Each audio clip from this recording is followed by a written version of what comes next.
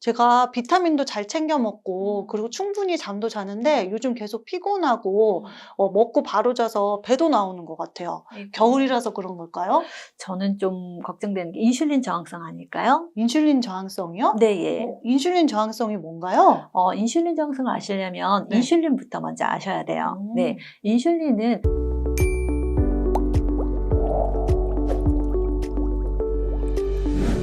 유리님들 안녕하세요. 안녕하세요. MC 스텔라입니다. 안녕하세요. 영양학 박사 클라라입니다.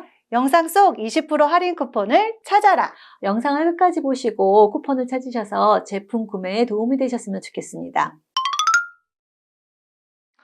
박사님, 네. 요즘에 왜 이렇게 피곤하죠? 제가 비타민도 잘 챙겨 먹고 그리고 충분히 잠도 자는데 요즘 계속 피곤하고 먹고 바로 자서 배도 나오는 것 같아요. 아이고. 겨울이라서 그런 걸까요? 저는 좀 걱정되는 게 인슐린 저항성 아닐까요? 인슐린 저항성이요? 네, 예. 인슐린 저항성이 뭔가요? 인슐린 저항성을 아시려면 네. 인슐린부터 먼저 아셔야 돼요. 네, 인슐린은 탄수화물을 이제 포도당으로 이렇게 분해하고 이 포도당들이 이제 세포로 들어가야 되잖아요. 그때 도움이 되는 호르몬이에요. 이 과정을 통해서 혈당이 안정적으로 유지가 됩니다. 그러면 인슐린 저항성은 인슐린에 문제가 생긴 건가요? 인슐린이 혈당을 세포로 내보내려고 하는데 이 문을 잘 열어주지 않으니까 혈당이 떨어지지 않는 거죠. 예를 들어서 우리가 지하철을 타려고 해요. 근데 지하철이 만차야. 네. 그러니까 탈 수가 없어. 없죠. 네, 그러니까 혈당이 들어갈 수가 없는 거예요. 그러다 보니까 이 상태가 계속 지속되면요, 혈당은 굉장히 높아지게 되고요. 그 다음에 췌장에서는 인슐린을 더 많이 분비해서 제2형 당뇨병으로도 더 이어질 수가 있습니다. 그리고 인슐린 저항성이 계속 높아지면요, 체내 지방도 축적되고요, 체내 염증 반응도 심해지고 대사증후군도 높아지게 됩니다. 그러면 인슐린 저항성은 왜 생기는 건가요? 인슐린 저항성은요, 첫 번째로 식생활 때문에 생겨요. 그러니까 과도한 탄수화물, 예를 들어서 정제된 탄수화물을 많이 먹었을 때 생기고요. 그리고 수면이 부족하거나 또는 운동이 부족했을 때, 그리고 너무 과로를 하거나 또는 스트레스를 많이 받을 때, 그리고 호르몬 불균형 때문에도 생깁니다. 예를 들어서 코르티졸이 증가됐을 때 더 많이 생겨요. 복부 비만도 인슐린 저항성과 관계가 있습니다. 그러면 인슐린 저항성을 가진 사람들이 많나요? 네, 건강한 사람들도 인슐린 저항성이 생길 수가 있는데 보통 한 27%? 27%? 예, 발생할 수가 있어요. 그리고 대사증후군이라는 게 있는데 네. 이 대사증후군은 여러 요인이 있거든요. 그 중에서 한두 개만 가지고 있어도 벌써 인슐린 저항성이 47% 정도가 발생할 수가 있어요. 그런데 위험 요인을 한 3개 이상 가지고 있다라고 했을 때는 인슐린 저항성 발생률이 77%나 돼요. 와, 굉장히 높네요. 네. 당뇨병 걸린 환자들만 이 인슐린 저항성이 있는 줄 알았는데 네. 생각보다 가진 사람들이 많네요. 네, 맞아요. 스텔라님은 주로 어떤 음식을 드세요? 저는 캐나다에 와서도 그냥 한식을 위주로 먹는데 귀찮으면 빵을 먹어요. 한식을 먹는 거는 좋아요. 근데 잘 아시다시피 혈당을 낮추려면 우리가 이제 그 멀티그레인 같은 네. 이런 것들을 많이 드셔야 되겠고요. 식사를 하실 때도 이제 야채나 과일 같은 거 먼저, 그 다음에 이제 단백질, 그 다음에 탄수화물 순서대로 먹어야 돼요. 탄수화물 어쨌든 많이 먹으면 인슐린 저항성이 훨씬 더 높아지니까 문제가 되겠죠. 그리고 특히 빵은 자제를 하시는 게 좋습니다. 이게 밀가루잖아요. 맞아요. 그렇죠. 예. 이렇게 밀가루가 많고 또는 정제된 탄수화물을 많이 먹으면요, 이것이 이제 혈당을 많이 높이게 되고 이걸 낮추기 위해서 인슐린이 계속 나와야 돼요. 그런데 인슐린 저항성이 생겨서 그 인슐린의 효율이 떨어지잖아요. 그러다 보면 췌장이 더 많은 인슐린을 만들어나게 되고, 그러다 보면 이게 제2형 당뇨병으로 이어질 수 있고, 그래서 여러 가지로 좋지 않습니다. 그래서 요즘에 배도 나오고 두통도 오고 피곤했나 봐요. 네.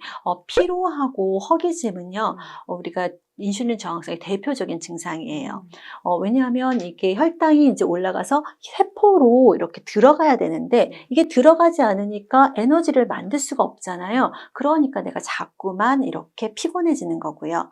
그 다음에 이게 혈당이 이렇게 들쑥날쑥 이렇게 되면요, 두통이 훨씬 더 많이 생깁니다. 그리고 생리주기가 불규칙해질 수도 있어요. 이게 혈당 조절이 안 되면 생리주기도 불규칙해지는군요. 예, 맞아요. 인슐린은 인슐린뿐만 아니라 아니라 다른 호르몬에도 영향을 미쳐줘요. 예를 들어서 우리 여성 호르몬인 에스트로겐과 프로게스테론의 그 균형을 깨트리게 되겠고요. 그 다음에 이것이 영향을 미쳐서 우리가 생리불순이라던가 또는 난소 기능 저하까지도 이어질 수가 있습니다. 그리고 무기력하고 중성지방이 올라갈 수도 있고요. 그 다음에 심혈관 질환이 또 많이 생길 수도 있고 소변도 더 자주 볼 수도 있습니다. 박사님, 근데 왜 혈당이 높아지면 소변을 자주 보는 거예요? 우리가 혈당이 높아지면요, 이거를 좀 이제 내리기 위해서 주변에 있는 세포의 수분을 끌어당겨요. 그리고 이제 이 수분들이 이제 당의 농도를 낮추기 위해서 노력을 하는 것들이죠. 그래서 이걸 많이 배출해야 되니까 우리가 소변을 훨씬 더 많이 넣는 거죠. 그래서 당뇨병의 3대 증상 중에 하나가 다뇨입니다. 그래서 소변을 많이 넣는 거예요.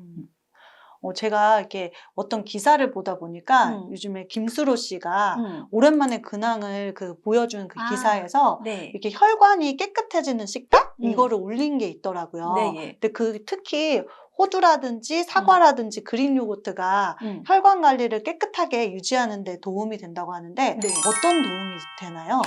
지금 말씀하신 사과나 그다음에 호두, 그다음에 그릭 요거트는 혈관도 깨끗해질 뿐만 아니라 혈당을 내려주는 데도 도움이 돼요. 왜냐하면 호두는 견과류잖아요. 그래서 식이섬유소가 굉장히 많고요. 오메가3도 있기 때문에 우리가 심혈관 질환, 혈관벽을 튼튼하게 해주는 그런 효과도 있기 때문에 도움이 됩니다. 사과도 식이섬유소가 되게 많잖아요. 그리고 얘는 나트륨과 콜레스테롤을 낮춰주는 효과도 있고요. 칼륨이 염분을 배출해주는 효과도 있어서 고혈압을 내려주거나 심혈관 질환에도 도움이 됩니다. 그리고 그릭 요거트에는 프로바이오틱이 있잖아요. 네. 그래서 이게 탄수화물 분해를 억제하고요. 인슐린 분비를 촉진해주는 효과가 있습니다. 그래서 혈당을 안정하게 해줄 수가 있어요. 하지만 그릭 요거트를 너무 많이 먹으면요. 체중이 증가하고요. 인슐린 저항성이 생겨서 좋지 않으니까 좋은 것은 조금만 이렇게 드시는 것이 좋습니다. 네, 맞아요. 뭐든지 적당히 먹는 게 되게 도움이 되는 것 같아요. 네, 이 김수로 씨 그 식단처럼 이렇게 먹게 되면 체중 관리도 되고 혈관도 깨끗해져서 좋을 것 같아요. 혈당도 관리하고요. 맞아요. 그렇다면 이 혈당이 높을 때는 어떻게 관리해야 되나요? 제일 먼저는 식습관이 굉장히 중요해요. 왜냐하면 좋은 당을 드셔야 되는 거, 아까 말씀드렸듯이 식이섬유소가 많은 것을 드시면 이렇게 당을 잡아서 버려줄 수 있는 역할을 하기 때문에 식이섬유소가 많은 것을 드시고 정제당이 있는 것들은 좀 적게 드시는 게 좋습니다. 그리고 단백질과 건강한 지방을 늘리시는 것도 도움이 됩니다. 두 번째로는요, 근육을 늘리셔야 돼요. 왜 그럴까요? 아무래도 우리가 근육이 넓어져야지, 근육이 넓어져야지, 우리 당이 좀 잡아지나요? 근육이 많을수록 우리가 혈당을 보관할 수 있는 장소가 넓어지는 거예요. 그래서 근육을 많이 이제 운동하는 사람일수록 혈당 조절이 훨씬 더 안정적으로 될 수가 있습니다.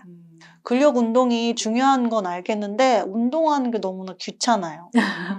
운동을 적게 하면요, 이게 근육이 점점 빠져요. 그러면 포도당을 저장할 공간이 점점 없어지잖아요. 그렇기 때문에 귀찮아도 운동을 해서 이 양쪽에 이제 이렇게 균형되게 포도당을 저장할 수 있는 공간을 만들어주세요. 이제 운동을 왜 해야 되는지 정확하게 알게 된 것 같아요. 네. 근력을 해가지고 혈당 조절을 잘 해야 될 것 같아요. 네, 화이팅! 화이팅!